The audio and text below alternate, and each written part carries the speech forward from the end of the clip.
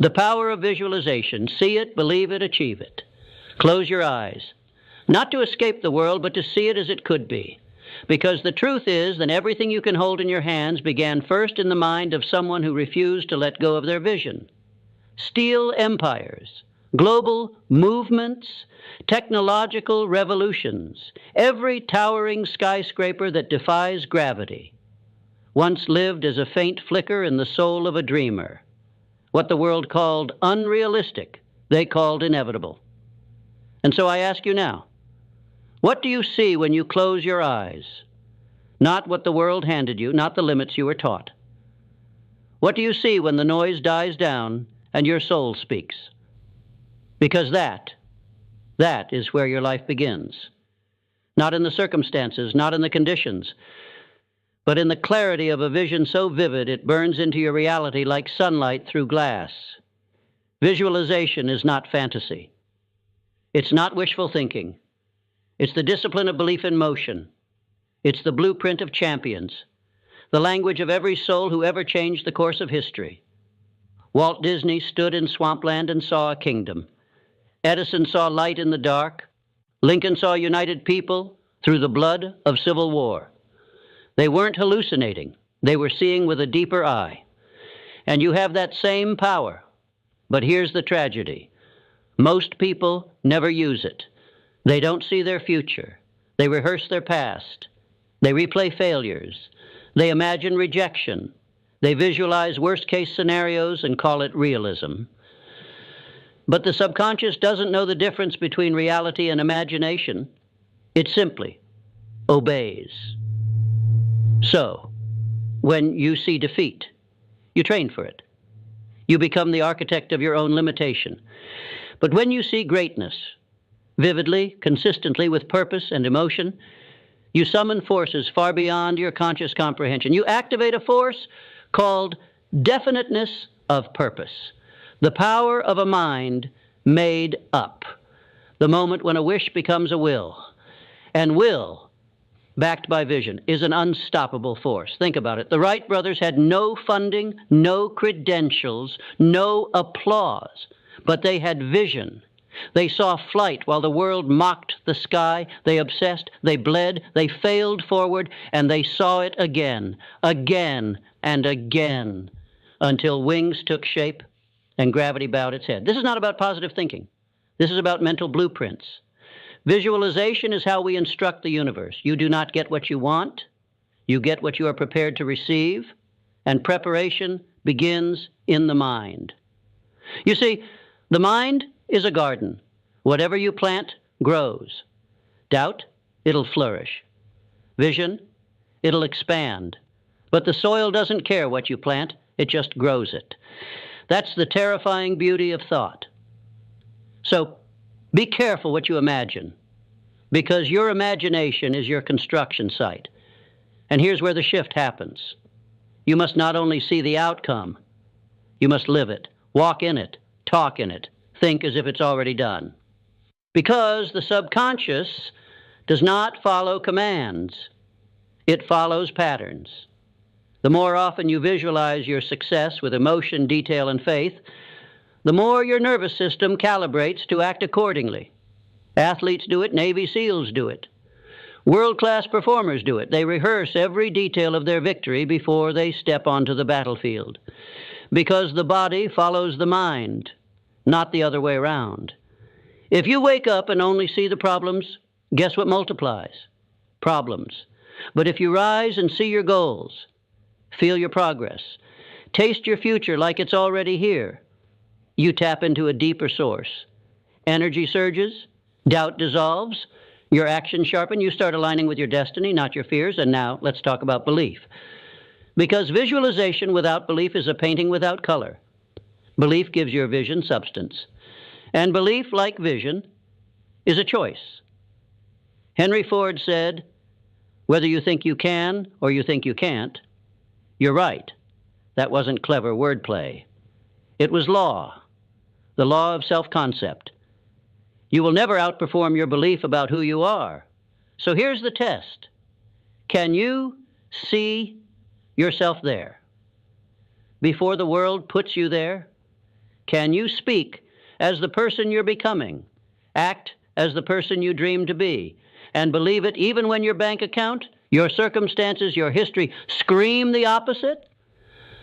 That is the price of greatness, to believe not just when it's easy, but especially when it's hard. When Carnegie built his steel empire, he was a poor immigrant with no connections. But in his mind, he was already a titan. He saw the deals before they were signed. He walked into rooms he had yet to be invited into, and eventually the world caught up to his inner reality. You must do the same. You must become a visionary, not just in career, but in identity. Who are you becoming? What does that version of you look like? What do they say, think, do, tolerate, and pursue? Visualize it, write it, speak it, feel it. That is how you make the invisible real. But remember, vision alone is not enough. You must move. You must take the mental image and give it breath. Turn clarity into commitment. Turn seeing into becoming. That is where most stop. They dream, but they don't do. And vision without action is the mirage that destroys the soul. It teases what could be, but delivers nothing.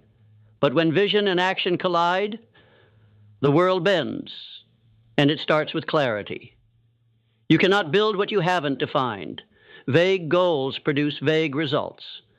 The mind needs specifics. It needs targets. It needs details. Not, I want success, but I will earn $10,000 a month by launching this business, serving these people, solving this problem. Not, I want to be fit, but I will weigh this much, lift this much, run this far by this date. That's how you speak to the subconscious. Define it, design it, then live it mentally every single day. Because repetition is the sculptor of destiny. You will not become what you visualize once. You will become what you visualize consistently, daily, obsessively, until your brain starts adjusting your behaviors, your standards, your environment to match that inner image. That's not magic, that's biology. Your reticular activating system, the part of your brain that filters information, starts seeking out opportunities, people, and ideas that align with what you've been feeding it. It's like tuning a radio. If you're tuned to scarcity, you'll miss abundance. But if you tune into vision, you'll start seeing paths that were invisible before, because they were always there. You just weren't ready to see them. Clarity feeds belief, and belief fuels discipline.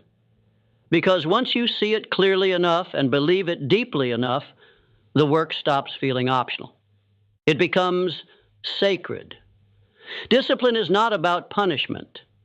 It's about alignment. It's what happens when your vision burns so hot inside you that mediocrity becomes unbearable.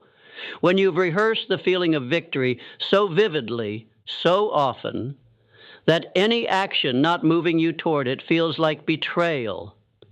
You don't need motivation when you have alignment.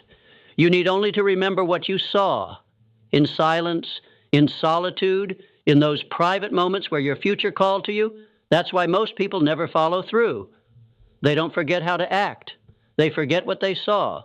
They lose the image. The dream fades into fog. And in the absence of vision, the body returns to comfort, but not you. You will hold that image like a torch in the dark.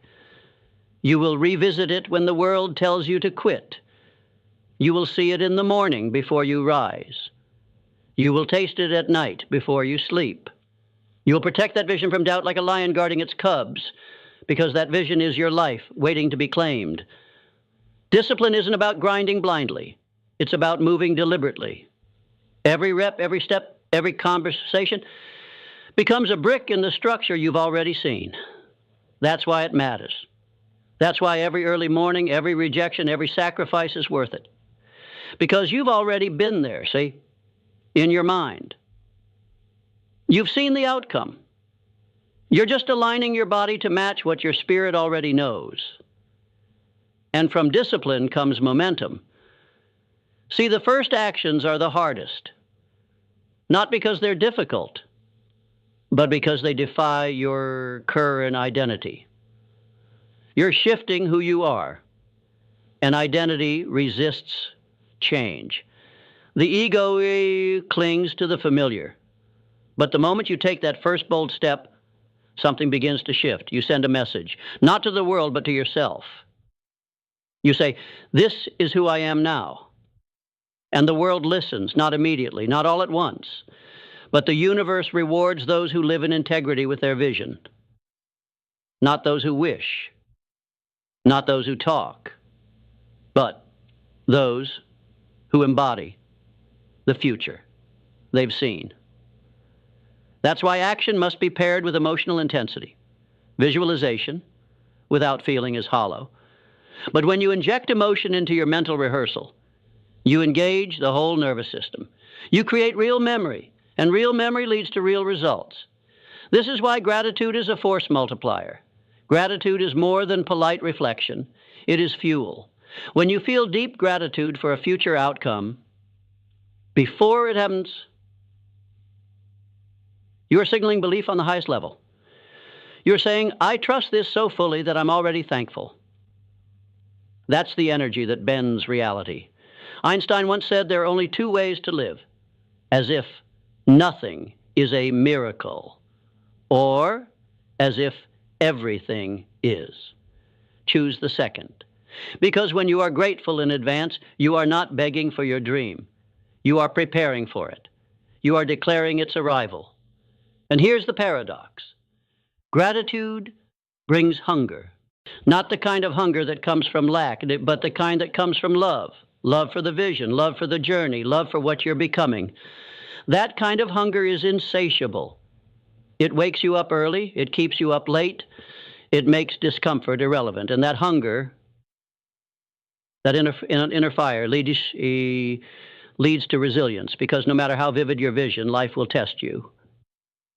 You will be challenged. You will face delays, failures, ridicule. The path will bend. The terrain will change. But the vision must remain, because the only people who succeed are not the ones who never fail. They're the ones who refuse to quit on the image they've seen. When Thomas Edison was asked how it felt to fail 1,000 times, he replied, "I didn't fail 1,000 times. The light bulb was an invention with 1,000 steps." That's how visionaries think. They don't see failure as the opposite of success. They see it as part of it. They understand that the journey will sculpt them, that setbacks are feedback, that pain is part of the process, and the only way to survive it is to see beyond it. You have to be able to look past the storm and see the shore, to look past the darkness and see the dawn. Because if you can't see it, you can't stand it. You will buckle, you will break. But if you can hold the image, if you can see the destination while others only see the detour, you become unstoppable. That's the essence of resilience. Not just to endure, but to persist with purpose. To keep walking because your vision won't let you stop. And resilience births adaptability. Because sometimes the dream stays the same, but the path must evolve.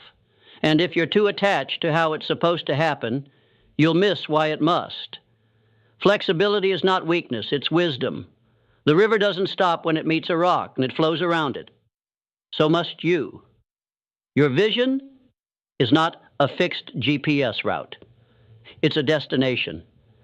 And the route is revealed as you walk. Doors appear when you move. Help arrives when you commit. Opportunities surface when your energy shifts. But you must be in motion.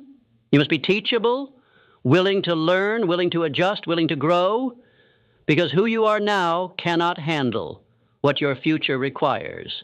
You must become the version of yourself that can. And that requires learning. Lifelong, deliberate, humble learning. The greatest visionaries were also the greatest students. They read. They asked questions. They surrounded themselves with mentors. Carnegie had his library. Lincoln taught himself law.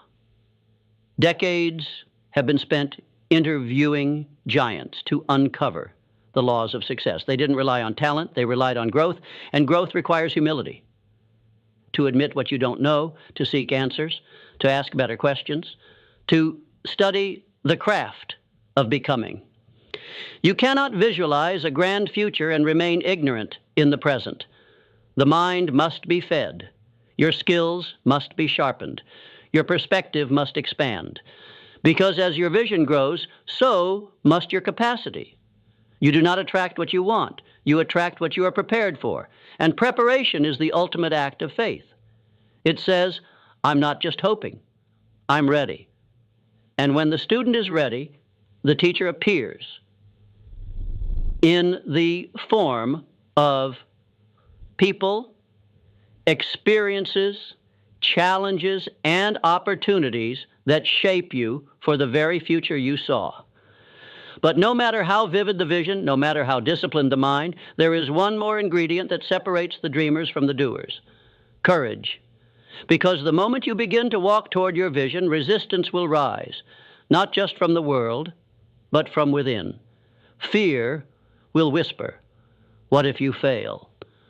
Doubt will ask, who do you think you are? And comfort will seduce. Stay here. Stay safe. Don't reach. Don't risk. But listen closely. That resistance is not your enemy.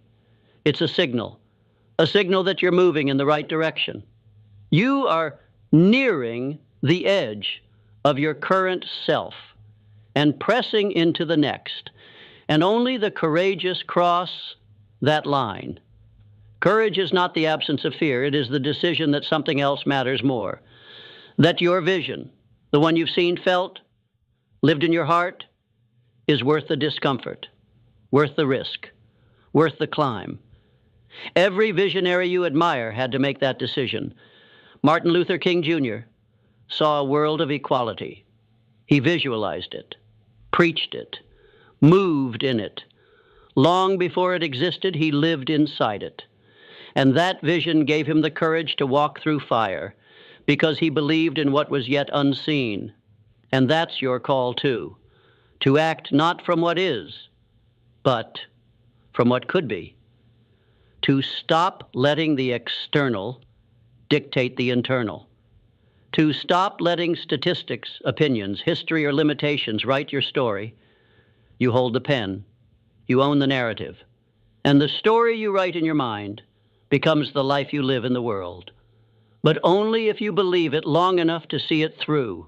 Most give up too soon, not because the dream was impossible, but because they stopped looking at it. They let the world blur their inner vision. They let failure become their lens. And slowly they forgot what it looked like. Don't let that happen. Guard your vision like it's oxygen, because it is. It will feed your steps when you're tired. It will lift your eyes when you're low. It will remind you every day who you are and what you're here to do. You were not born to blend in. You were not born to survive, cope, or settle. You were born to create. And creation begins in the unseen. Before the skyscraper, the blueprint, before the speech, the thought, before the masterpiece, the vision. So go there, daily, vividly, with feeling, with faith. Stand in the halls of your dream.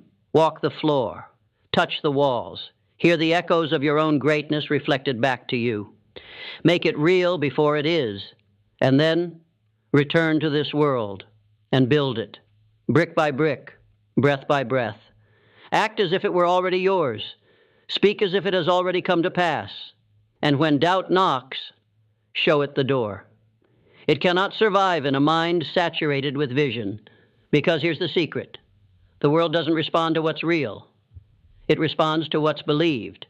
A person with a vision and the courage to move toward it is more powerful than 1,000 skeptics standing still. Because belief backed by vision becomes a magnet. And that magnet pulls people, resources, opportunities, and outcomes into alignment. This is the power of visualization. It's not a trick. It's not a secret. It's a law. And like all laws, It doesn't care if you understand it. It just works. For you or against you, consciously or unconsciously. So now the question becomes, will you use it? Will you dare to dream so vividly, so repeatedly, so passionately that it begins to shape not just your thoughts, but your actions, your habits, your standards, your life? Because the moment you do, the world begins to bend. People notice something different in your voice. And opportunities seem to find you. Confidence grows where there was once doubt. You stop negotiating with fear. You stop shrinking for approval. You stop hiding from the weight of your potential. You begin to own it. And not just for your own sake, but for everyone watching, because your vision is never just about you. It's about the people who will rise because you rose, the family that will be transformed, the legacy that will be left, the lives that will be changed. Not because you were perfect, but because you had the courage to believe in something no one else could see until you showed them. That is the responsibility of a visionary. To see the world not just as it is, but as it could be. And to walk that road every day until what was once a whisper in your heart becomes a thunder in the world. So let this be your reminder. You have the gift, the vision, the inner eye, the fire. See it, believe it, and do not stop until you achieve it, because one day you will look back and you won't remember every step. You won't remember every early morning, every late night, every small sacrifice. You'll remember a feeling, the moment when it clicked, when what you once imagined, impossible, distant, invisible, became your reality. You'll walk into a room you once dreamed of, shake hands with someone you once admired from afar, sign a deal, speak on a stage, stand in front of a crowd, and your mind will whisper, I've been here before, because you have. You saw it first.